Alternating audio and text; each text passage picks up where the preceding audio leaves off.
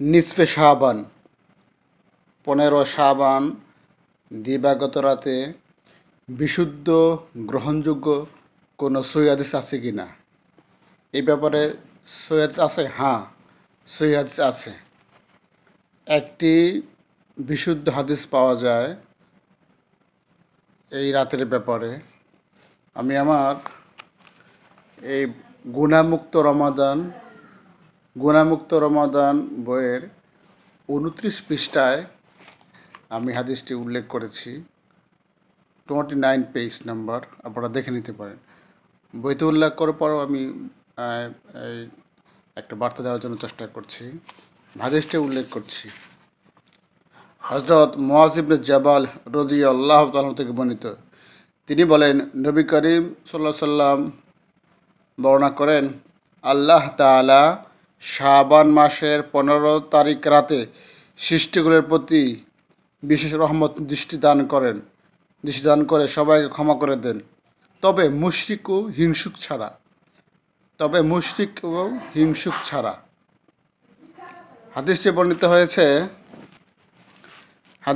হয়েছে সহিহ ইবনে হিব্বান, হাদিস নাম্বার 5665, 5665, তাবরানী 215, বাইহাকি 6628, 6628। হাদিসটি উলামায়ে কেরামের ব্যাপারে সহিহ ও বিশুদ্ধ। শায়েখ নাসিরউদ্দিন আলবানী রহিমাহুল্লাহ বলেন, হাদিসটি সহিহ। এখানে একটি লক্ষণীয় বিষয় হচ্ছে, বলা হয়েছে যে আল্লাহ তাআলা সবাইকে ক্ষমা করে দেন,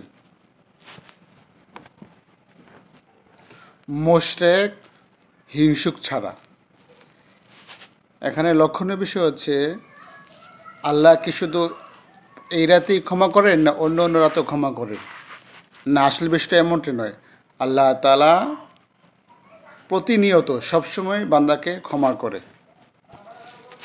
উক্ত হাদিসে রাসূল কি বর্ণনা করেন যে সবাইকে মাফ করেন। এখন মাফ করার তরিকা কি, কাইফিয়ত কি, সিস্টেম কি, তা কিন্তু উল্লেখ নেই। এটা কি মসজিদে গিয়ে সবাই ঐক্য হওয়ার পরে দোয়া করলে আল্লাহ মাফ করবেন? হ্যাঁ, এটাও করতে পারে। যদি কেউ এমন হয় যে নিজ বাসায় এসে বা নিজের ঘরে এক কর্নারে যায় নামাজ বিছিয়ে সে আল্লাহ তাআলার দরবারে দোয়া করলো, তাও আল্লাহ মাফ করতে পারেন। কারণ কেননা রাসূলুল্লাহ হাদিস সত্য, এতে কোনো সন্দেহ নাই। আল্লাহ বলছেন যে ক্ষমা করে দেন, রাসূল বলেন ক্ষমা করে দেন, তো ক্ষমা করতেও পারে। মসজিদেও গেলেও আল্লাহ ক্ষমা করতে পারে। যদি কেউ একা বাসায় ঘরে নিজ কোণে যায় নবিসে দোয়া করে, এতেও আল্লাহ ক্ষমা করতে পারে। যে কোনো অবস্থাতে আল্লাহ বান্দাবান্দিকে ক্ষমা করতে পারে। ক্ষমার ব্যাপারে দেখতে পারেন কোরআনুল কারীমের সূরা ফুরকান আয়াত নাম্বার 70 নম্বর আয়াতের মধ্যে উল্লেখ করা আছে। আবার দেখতে পারেন বুখারীর একটা লম্বা এক হাদিস, 6408 নং হাদিস। এই হাদিসের শেষের দিকে বলা হয়েছে, আল্লাহ তাআলা যদি কোনো বান্দা কোনো জিকির মাজলিসে বসে, আল্লাহ তাআলা বান্দাকে মাফ করে দেয়।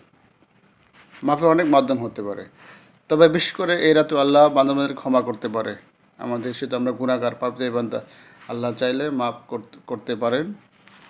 মাফের জন্য সেই মাফ চাইতে হবে আল্লাহর কাছে, তাহলে আল্লাহ মাফ করে দিবেন। এই রাতে নফল সালাত মাসনা 2 রাত করে সালাত বুখারী বর্ণনা আছে, নফল ইবাদত করতে পারেন। এই আলোচনাটি বেশি প্রচার করুন। সুবহানাকাল্লাহি ওয়া বিহামদিকা আশহাদু আল্লা ইলাহা ইল্লা আনতা